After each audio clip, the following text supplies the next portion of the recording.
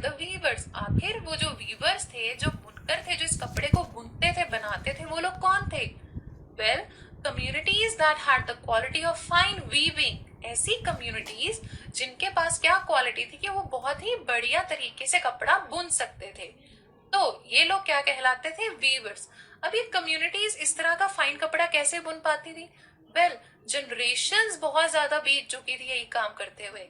जैसे कि अगर हम सपोज करें कि एक ग्रैंडफादर थे जो ये कपड़ा बुनते थे, वीविंग का काम करते थे, बाद में उन्होंने ये क्वालिटी जो थी पास ऑन कर दी अपने सन को, और सन ने क्वालिटी पास ऑन कर दी अपने बेटे को, यानी कि जो इनका ग्रैंडसन था उसको।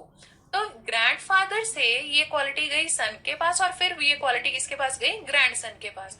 तो ऐसे जनरेशन टू जनरेशन ये क्वालिटीज पास होती जा रही थी, और जो लोग ये बहुत पहले से काम करते आ रहे थे from one generation to another, तो उन लोगों को क्या कहा जाता था? वीवर।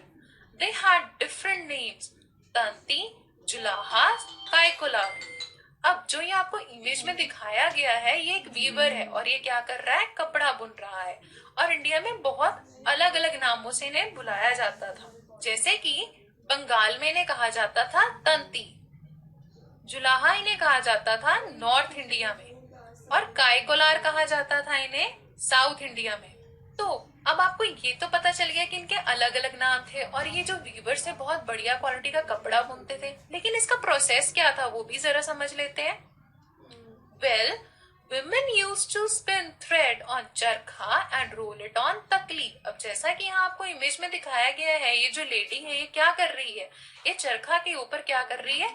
थ्रेड बना रही है। अगर आप ये देखें तो ये उन्होंने क्या किया, ये सारा एक प्रॉपर थ्रेड जो है उसको बना रही है, और जब वो थ्रेड बन जाता था तो उसे रोल कर दिया जाता था तकली पे। अब तकली आप ये समझ सकते हैं कि एक छोटा सा वुड का पीस जिसके ऊपर उस धागे को आप लपेट के रख देंगे, सो दैट इज तकली। उसके बाद नेक्स्ट प्रोसेस होता था कि क्लॉथ वाज डाइड बाय रंग रेज। जो वो कपड़ा तैयार होता था उस थ्रेड में से, उसको डाई करने के लिए यानी उसको रंग करने के लिए किसके पास भेजा जाता था? रंगरेज के पास। तो आप ये रिलेट कर सकते हैं नाम कि रंग किया जा रहा है तो उसको कौन रंगेगा? रंगरेज रंग रहा है। मतलब आपको भी ये समझ आ रहा है कि आपने इन वर्ड्स को कैसे रिलेट करना है। एंड ब्लॉक प्रिंटेड बाय छिपिगर्स, यानी वो लोग जो उसके ऊपर एक ब्लॉक प्रिंटिंग करेंगे, उसको एक अच्छा डिजाइन देंगे, उनको हम क्या कहते थे? छिपिगर्स। तो आपको ये भी समझ आ गया कि जो इंडियन टेक्सटाइल था उसकी कितनी ह्यूज डिमांड थी वर्ल्ड में, उसकी क्वालिटी कितनी फाइन थी, और आप ये भी जान चुके कि उसको बनाने का प्रोसेस क्या था, और उसको बनाने वाले लोग अलग अलग हिस्सों में अलग अलग नाम से जाने जाते थे। तो जब आपको ये सारा चीज समझ आ चुकी है, तो अब हम ये भी जान लेते हैं कि इंडियन टेक्सटाइल जो था, वो इंडस्ट्री जो पूरा था इंडियन टेक्सटाइल का, वो डिक्लाइन कैसे होने लगा। तो वो ऐसे क्या रीजंस थे जिनकी वजह से हमारी जो इंडियन टेक्सटाइल इंडस्ट्री थी उसने डिक्लाइन फेस किया। The first was tough competition. अब हुआ ये कि जो ब्रिटिश कॉटन मिल्स थी ना, क्योंकि वहां पे तो इंट्रोड्यूस हो गई थी बहुत सारी मशीनरी, मतलब उन्होंने तो अपनी टेक्नोलॉजी जो थी वो डेवलप कर ली थी ना। There was a technology development which was experienced over there. तो उसकी वजह से क्या हुआ कि एक बहुत ही ज्यादा टफ कॉम्पिटिटर के तौर पे ये उभर के आए हमारी इंडियन टेक्सटाइल इंडस्ट्री के लिए, क्योंकि अब ये क्या कर पा रहे थे, अपना जो भी इनका प्रोडक्ट था वो बहुत ही स्पीडीली बना पा रहे थे और बहुत ही चीप रेट पे। इसको अगर मैं एक आपको एग्जाम्पल के तौर पे समझाऊं, मान लीजिए कि आपके घर के पास ना दो शॉप है, एक है फर्स्ट नंबर शॉप और एक है सेकंड नंबर शॉप। अब ये जो शॉप है इसको हम सपोज कर लेते हैं कि ये ब्रिटेन की शॉप है और ये है इंडिया की शॉप। अब जो ब्रिटेन वाले हैं ये टेक्सटाइल को बिकॉज ऑफ देयर मशीन्स बहुत ही फास्ट बना लेते हैं, यानी ये आपको हार्डली वन डे के अंदर वो चीज प्रोवाइड कर सकते हैं जो आपको खरीदनी है। और जो इंडियन टेक्सटाइल इंडस्ट्री है, यानी ये जो शॉप है, क्योंकि ये काम कर रहे हैं स्लो, रीजन बीइंग ये मशीन्स का इस्तेमाल तो नहीं कर रहे ना, तो उस वजह से आपको जो प्रोडक्ट है कितने दिन में दे पाते हैं? सपोज कर लीजिए 2 डेज के गैप पे। तो अब बताइए आप कौन सी शॉप पर से सामान खरीदना पसंद करेंगे? ऑब्वियसली वहां से ना जहां से आपको जल्दी सामान मिलता है। तो same was the condition at that time also. इस वजह से एक ऐसा टफ कॉम्पिटिशन अराइज हो गया कि जो इंडियन टेक्सटाइल इंडस्ट्री थी उसने डिक्लाइन फेस किया। More over Britain impose heavy import duty, यानी ब्रिटेन ने क्या किया, हैवी इम्पोर्ट ड्यूटी लगा दी। अब जैसे कि हमने ये पढ़ा था ना कि जो सिल्क मेकर्स और वूल मेकर्स है ब्रिटेन के, उन्होंने क्या कहा था अपनी गवर्नमेंट से कि इंडियन टेक्सटाइल को आप बैन कर दीजिए क्योंकि हमें बहुत ज्यादा टफ कंपटीशन फेस करना पड़ रहा है। तो ब्रिटिश गवर्नमेंट ने क्या कर दिया, हैवी इम्पोर्ट ड्यूटी लगा दी इंडियन टेक्सटाइल्स पे। अब आप में से बहुत से बच्चे क्वेश्चन करेंगे कि ये इम्पोर्ट ड्यूटी क्या है, और अगर ये हैवी इम्पोर्ट ड्यूटी हो तो उसकी वजह से हमारे टेक्सटाइल पे क्या फर्क पड़ेगा। सपोज कीजिए कोई मिस्टर ए है और ये क्या कर रहे हैं, ये है एक इंडियन टेक्सटाइल प्रोड्यूसर। अब अगर इन्हें किसी फॉरेन कंट्री में अपना जो प्रोडक्ट है उसको बेचना है तो उस कंट्री में उन्हें कुछ पे करना पड़ेगा, टैक्स। और ये जो टैक्स होता है ना, जो कि वहां पे अगर आप फॉरेन कंट्री में अपना सामान बेचने के लिए पे कर रहे हैं, that is what a kind of duty, जो कि कही जाती है इम्पोर्ट ड्यूटी। ठीक है, तो अगर मान लीजिए कि उन्होंने एक ऐसा कपड़ा बनाया था जिसको कि वो मार्केट में बेचना चाहते थे 100 रुपीज में, और अगर उस पे उन्हें इम्पोर्ट ड्यूटी देनी पड़ गई 50 रुपीज की, तो अब उस कपड़े की कीमत हो जाएगी 150 रुपीज। यानी जो वो प्रोडक्ट था, जो वो कपड़ा था, उसकी कॉस्ट जो है वो हो गई इंक्रीज। अब ऐसे टाइम पे अगर ब्रिटिशर्स जो है आपको उतना ही अच्छी क्वालिटी का कपड़ा प्रोवाइड कर रहे हैं 100 रुपीज में, तो आप कौन सा कपड़ा चूज करेंगे, वही ना जो आपको कम दाम पे मिल रहा है। सो सच वाज द सिचुएशन जिसकी वजह से इंडियन टेक्सटाइल जो था वो डिक्लाइन फेस कर रहा था। सिमिलरली कुछ और भी रीजंस थे। अब देखिए, British control over African American and European market. This means कि जो ब्रिटिशर्स थे, जो प्रोड्यूसर्स थे ऑफ द टेक्सटाइल, इनकी जो सेल थी वो इन तीनों जगह पे बहुत ज्यादा इंक्रीज हो गई। वेयरएज जो हमारे इंडियन टेक्सटाइल थे, इनकी जो सेल थी वो होती चली गई डिक्रीज, क्योंकि अब लोगों को बहुत स्पीडीली जो था उनका प्रोडक्ट भी मिल जाता था और कम दामों पे मिल जाता था। तो इस वजह से इंडिया की जो टेक्सटाइल थी उनको डिक्लाइन फेस करना पड़ रहा था, बिकॉज उनकी जो सेल थी वो डिक्रीज होती जा रही थी। Plus British cotton flooded Indian market. अब हुआ ये कि जैसे पहले अगर पास की बात करें तो क्या सिचुएशन थी, हमारा जो इंडियन टेक्सटाइल था वो जा रहा था ना ब्रिटेन में।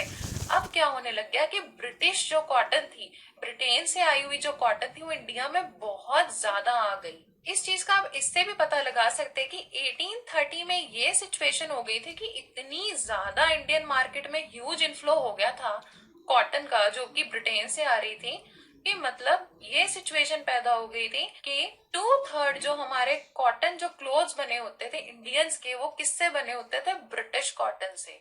तो सपोज कर लें कि अगर किसी के पास 30 पीसेज ऑफ ड्रेसेस हैं तो उसका 2/3 यानी उसके पास कम से कम जो 20 ड्रेसेस होते थे उस इंसान के पास, वो किससे बने हुए होते थे, ब्रिटिश कॉटन से। तो आप समझ सकते हैं कि इसकी वजह से कितनी ज्यादा हालत खराब हो गई थी हमारी इंडियन टेक्सटाइल इंडस्ट्री की। और इसकी वजह से और क्या चीजें हो गई थी, Indian weavers were badly hit by unemployment. अब जब हमारा सामान फॉरेन कंट्रीज में तो नहीं बिक रहा, यहाँ तक कि इंडिया में ही अब जो है वहां पर भी बिकना बंद हो गया, बिकॉज क्या हो गया, ब्रिटिश कॉटन जो है वो बहुत ज्यादा अवेलेबल हो गई है मार्केट में।